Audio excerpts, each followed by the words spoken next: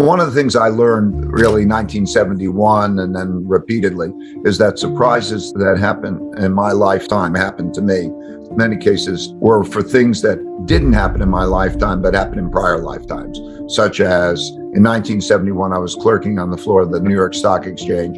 August 15th, Nixon severs the relationship between gold and the dollar, so essentially defaulting. And I walked on the stock exchange. I said financial crisis, and I would expect it to be down a lot. It was up a lot. I studied history and found that the exact same thing happened in March 5th, 1933, with Roosevelt doing the same thing basically on the radio. And then I understood things better. So what happened for me over the last number of years is there are three big things that are happening in my lifetime that didn't happen. And I actually found with research 5. So the first is the amount of debt creation and monetization of that and how it's carrying through the system. The second is the amount of internal political, social, economic conflict that is now going on. The third is the rising of a great power to challenge the existing world order and the existing world power, China, and the geopolitical, in which, when I was born in 1949, 4 years after the New World Order began in 45. And the United States, of course, was a much more dominant country then, had 80% of the world's gold, 50% of the world's economy, the monopoly on military power because of nuclear and all of that. And it's declined on a relative basis. And that led me to do research, which I needed to do the last 500 years of research to follow. I wanted to study the rise and decline of currencies, reserve currencies, and their empires, and I went back. And in doing that, I also discovered that their acts of nature actually had bigger effects than the first three of those, even with the wars, because of droughts, floods, and pandemics. And then number 5 was the greatest, of course, is man's capacity to adapt and invent, because in one way or another, if you look at that, per capita income rises, living standards rise over periods of time. But these big cycles and these big events are dominant. So those are, I think almost everything can fall into those 5 categories, so that's how I look at it. I think that we're in a period in which there's a supply and demand for debt and credit, because one man's debts are another man's assets. And that is making us move into a stagflation kind of environment. In other words, the trade-offs between the two will become more difficult. But I think that number 2 influence, the political, is the most important. I think we have been used to being in an environment in which economics ruled. You'd have a global economy, and those who could produce items more efficiently or cheaper would get the business, and they would raise their living standards. And other places, there was a global competition largely run by economic considerations, and resources would shift that way. I think we're now that doesn't exist as much that way. And there's been a transition to an ideological allocation of resources and so on, such as, the acquisition by Elon Musk of Twitter. It's not a financial transaction as much as it is for the purpose it'll have controls. And when we have the conflicts such as with Disney and DeSantis in Florida and those political ideologies, it's the belief that economics has got to fall within that agenda. That'll have very big implications, I think. And then, of course, this external.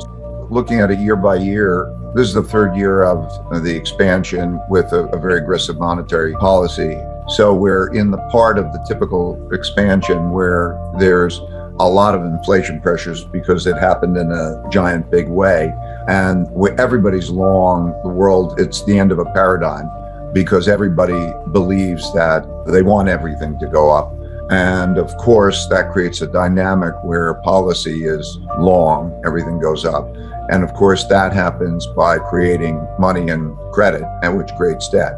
And that dynamic means that you must have a decline in real wealth measured by that, because that's the financial wealth has become enormous relative to the real wealth. Everybody who's holding bonds or assets, particularly the debt assets, believes, or financial assets in general, which are just journal entries, they're claims, but they believe that they can take that buying power and sell it and buy goods and services, and they can't. And by its necessity, there must be negative real returns, negative returns relative to buying power. So if we take it chronologically, I think there's the short-term cycle, which is usually the business cycle, takes 7 years on average, and give or take, depending on where you start the cycle, give or take a few years. I think we're moving along here quicker. So we're now going to be in a very tight environment, and that changes everything. So when we look at the returns of equities and we look at the well-being of companies, you see that the cost of interest relative to the expected returns of equities creates a squeeze on equities, changes the economics. A lot of borrowing has been done at much lower interest rates and so on. The return on equity for a company versus the return, the cost of debt is changing, and all of those are changing. And like all bubbles or paradigm shifts, the mentality that did exist, we don't have to worry about inflation, cash is a safe place, and so on, gets a shock. There's a punch in the face. There's been a 40-year bull market, and there's a punch in the face to all investors. And when that happens, things that were never supposed to happen, because everybody believes in the tech companies, which is the same as the Nifty 50 or the .com companies, they get hammered, right? 75% decline in Heavywoods funds and so on and so forth. That causes the adaptation. So we're in the beginning of that adaptation. That is most similar, I think, to the 1970s period. And it becomes financial. So I think as we come to the 2022 elections, and that'll have economics and markets as a big impact. I think that you'll see greater political extremism coming out of that. Moderates are leaving, and even those who are running are populists. Populists are people who will fight to win and will not accept losing and will fight for their constituency. So you'll see more populism of the left and more populism of the right. So if I look at 2023, I look at 2024, and I'm worried about the neither side accepting losing. And I think that there's a big risk that the system is in jeopardy, because history has shown when the causes that people are behind are of greater importance to them than the system is in jeopardy. Those types of things change the world landscape. I'm emphasizing the United States, and certainly Europe is in that type of a position. So I think that when I look at it, it'll be very important to not only diversify well, but to be able to be long and short different assets in order to perform well in that environment. My main things are, first, cash is trash, and that there's in bonds and debt, it's not going to be good. And the claims of financial assets. So either avoid those or position yourselves so that when those things operate, and position yourself for inflation. So there are lots of investments pertaining to inflation. And the big commodity cycles are reactive. There's a giant, just like the 40-year bull market in bonds, associates with a commodity cycle where everybody adapts to that. Companies don't hedge. Inventories are drawn down. There's less investment in those things when that switches to that kind of an environment. And the big overarching thing is that the amount of financial claims that exist, there's charts that I repeatedly show when I deal with the changing world order. What is the amount of financial claims, assets, relative to real assets? And you could see that through history, when those financial claims, it's like a bank has too many IOUs on its real money and that thing, then you always get into these environments where it's undesirable to own the debt and you have negative real returns. And so to position one's portfolio in a tilt that way. But of course, the way that we do it is to separate alpha and beta, right? So two parts, core, because we're all talking tactical. How do you create a truly well-balanced core portfolio? And we know that the typical well portfolio is not well balanced, with its greatest vulnerability being in that upper right quadrant in our box, which is the inflation box. And we know that we're in that environment. So from a starting point of view, I would encourage all investors to look at those 4-quadrant box, that box that we have: rising inflation, falling inflation, rising real growth relative to discounted, falling real growth relative to discounted, and see what the biases are in those portfolios. I believe that now you can simultaneously reduce risk and raise returns. Reduce risk of that portfolio by having more in that upper right quadrant, rising inflation, and you will reduce your risk, because if you look at your portfolio, typical investor's portfolio, that is the environment that it is missing. So you start with that. How do you get more neutral? How do you get better balanced? And you cover yourself from that exposure. And then you make your tactical moves around it. And the tactical moves, again, should not be in those debts. It should be very well diversified. I think that the social and political conflicts are going to be a big investment thing coming forward. And so that'll mean, the way I look at it is, I want to look at places that have good income statements and balance sheets. So when I say places, I mean countries, as well as individuals that make up those countries, the individual people and the individual companies. So do they have a good income statement, financial stability? Do they have a good balance sheet so that they can weather those things? And also, it's a sign of their productivity. Are they productive? And then number 2, are they civil with each other?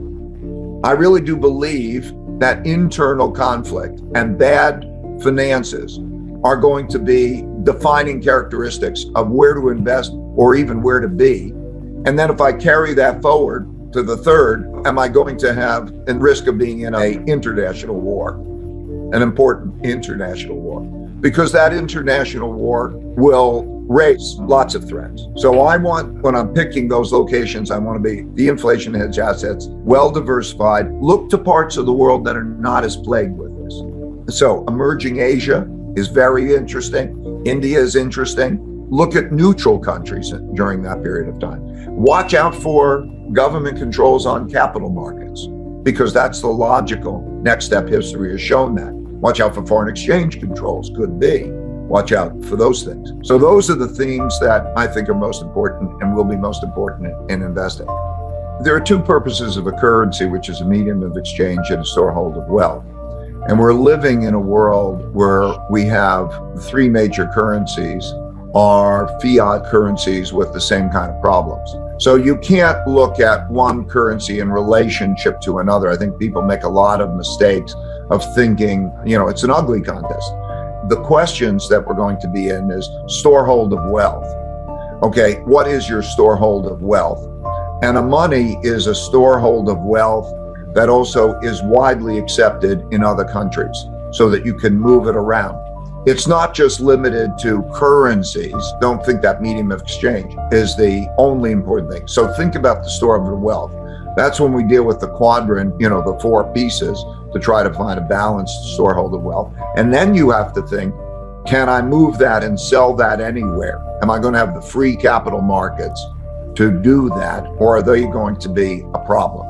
And I think we are entering a period where all currencies, the traditional medium of exchange type of currencies, are going to, a lot of currencies will compete.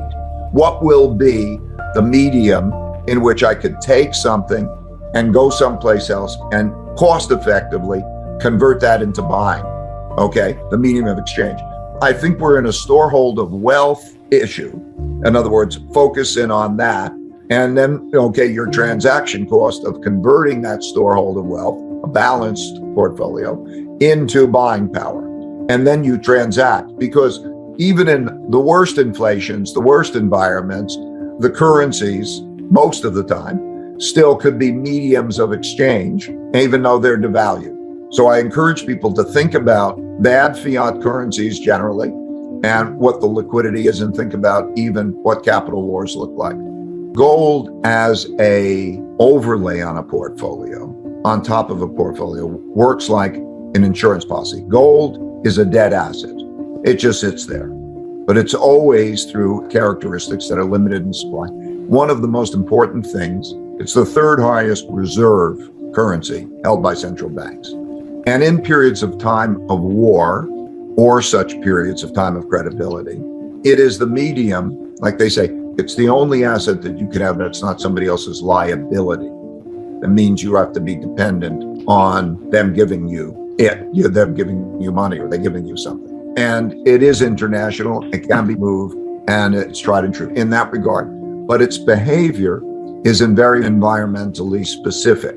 So as a hedge asset, it's really like a great insurance policy, because when the other assets go down. And so something like that, or the equivalent, plays a role in a portfolio, not as the core asset, but as the effective diversification of asset. And that's, if you do it as an overlay, it's about 15% of the portfolio, not taking away assets from other parts of the portfolio. But I come back to my basics, which is the 4 quadrants, the timeless and universal. The one thing that you can be sure of is that cash will not be the best asset class. And when you diversify a portfolio, so you got a well-balanced portfolio of other things, it will outperform cash, because it's the nature of the system. People, the central bank puts money on deposit, people with better ideas come along, take elements of risk, and it works. It works better than the traditional portfolio in the down moves by a lot. Like when the market goes down 60% or so, the worst cases are like 20%, maybe a little bit over than that. And it never stays there, because central banks can't let capitalism, which is dependent on those other assets performing a higher return than cash, can't let that continue. So they come in there and they produce money and credit, and it produces the pop.